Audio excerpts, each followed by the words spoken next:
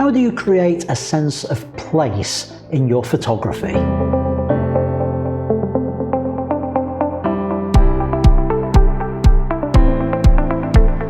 Hello, welcome to iansstudio. I'm Ian and Butterfield. In a recent live stream on Sunday nights, my regular Sunday night live stream, I dealt with the topic of creating a sense of place with our photography. When we go to a location and we photograph it, we want our viewers to come away with a feeling that they have been there too. Let's join the discussion in the live stream as I begin to tackle that topic. Creating a sense of place. And this is all about summarizing a location in your photography. So, as I said, people get a feel for this location, that they feel almost as though they've visited it themselves and that they've been there, even though they haven't, just by looking at your photos. And to do that, one image isn't going to cut it. You need a variety of images. I would say at least 5. So what sort of images do you want? Well, you'll want a general vista, an overview of the location, something which introduces you to the location, something that you can see the place.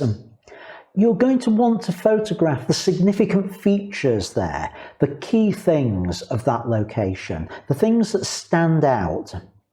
You're going to want to get the details as well. And I talked about details a few live streams ago, and they're so important when documenting a location. So think about your details with it. So right, general vistas, what do I actually mean by that? Well, a general vista is something that gives a context to the place. It might be if it's a park, it might be a general view of the park.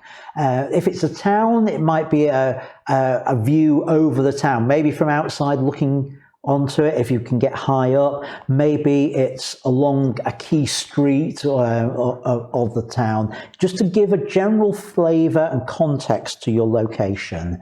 And it allows the visitor right at the start to know where they are when they're looking at these images. So here we are. This is Port Stanley in the Falklands, and I've chosen for the images I'm talking about tonight, I'm taking them all from my visit to the Falklands, which was on a cruise 2 years ago, just over.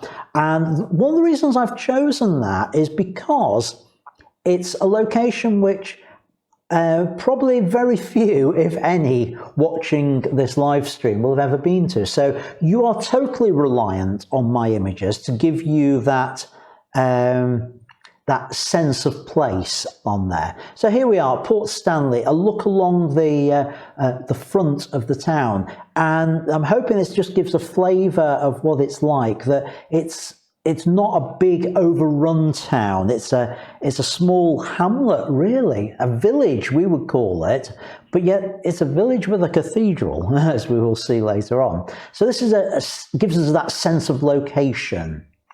The next thing you should be looking at to give a sense of place is, what are the significant features in that location? What are the things that you have to photograph when you get there? The things that give a sense of place that's intrinsic to that location, the notable locations, and photograph that. And it may be that you'll need more than one image to do that. But also, don't be satisfied with the first composition that you do of that scene, that notable place. Work the scene, as we say. Try and find the right angles on it. Find the right view that you want that will do it justice. So here we are. This is the Cathedral in Port Stanley, and it's iconic of.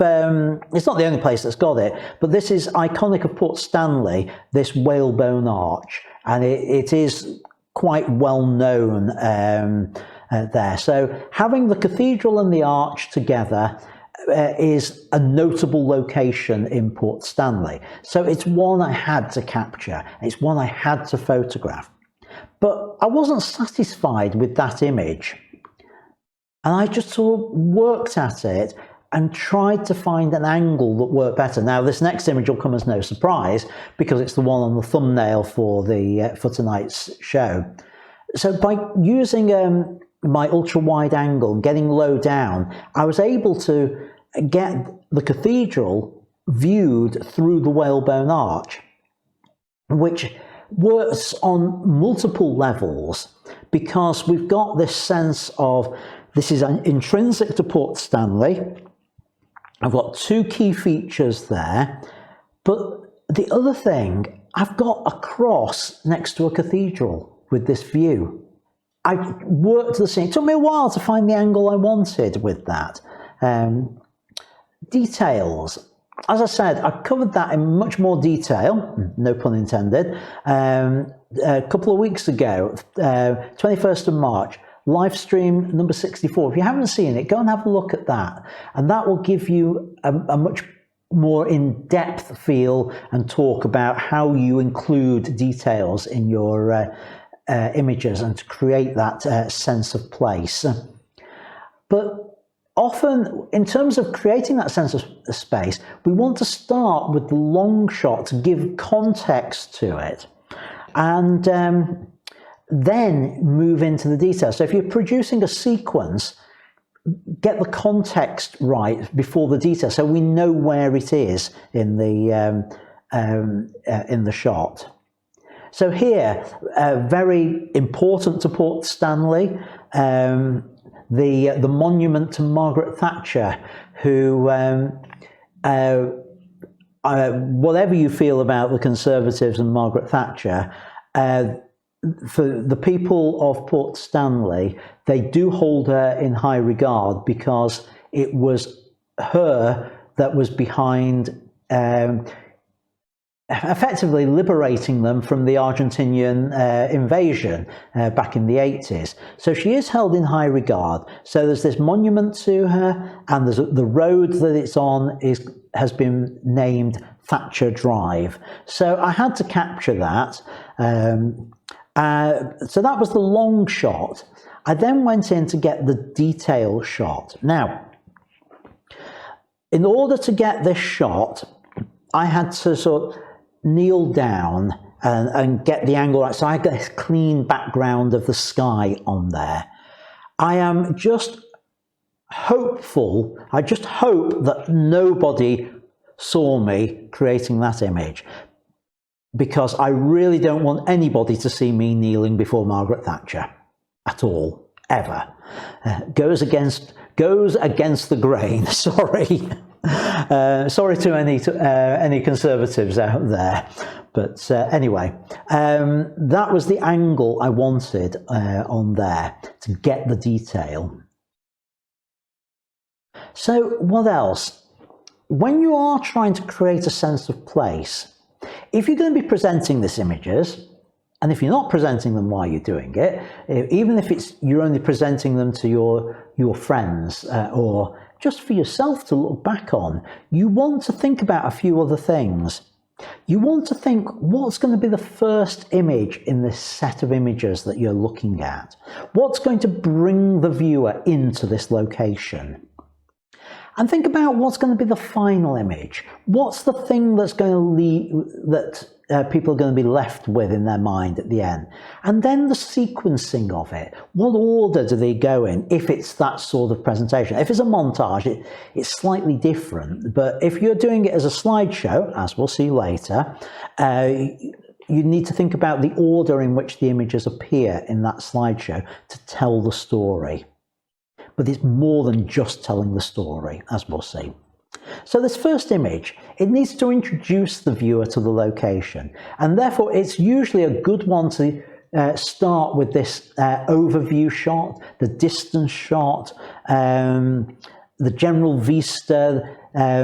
In television and film, it's what they call the establishing shot, and you'll find that if you watch TV programs, you often see the outside of a building before you cut to inside. And you may hear the dialogue even before, and it just helps you know where this scene is set. And it's the same thing with creating this sense of place with a photographic sequence.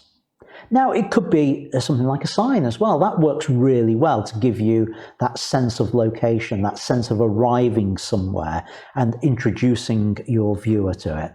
So here on the Falklands, as we came ashore, there was a sign showing a few of the buildings in the background, "Welcome to the Falkland Islands," and a group of Falkland Islanders leaning on it. So that would be my introductory image to a sequence on the Falklands. And it is a good opening image for it. What about the final image? It's often said that people remember the last image or the last thing. So it's why the top of the bill is always at the end of the show, because that's what people go out remembering. So always think about what your last image is going to be, how you're going to finish your story, how you're going to finish your sequence, your sense of place on there.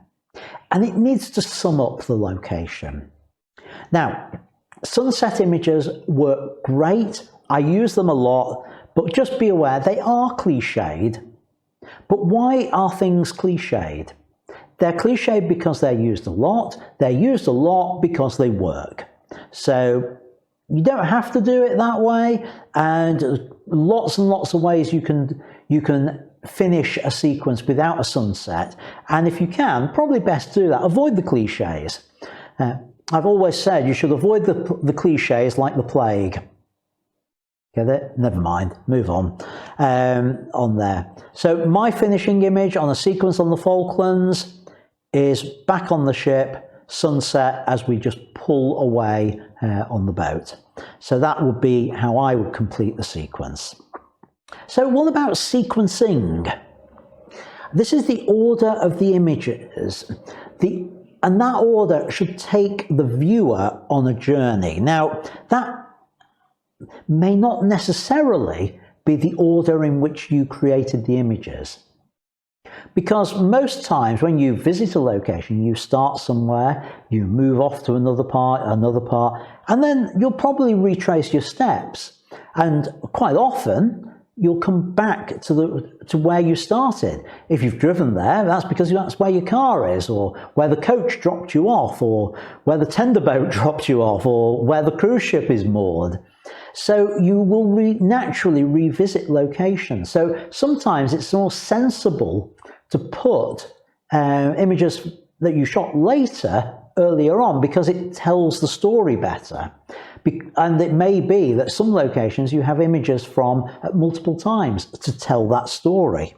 And generally, when you're looking at a particular sublocation or things, I always say start large and then go into the details. That's the normal way to do it, so that people understand where this detail shot fits. Now, you don't have to do that, but it's a useful way to get your message across and to tell the story.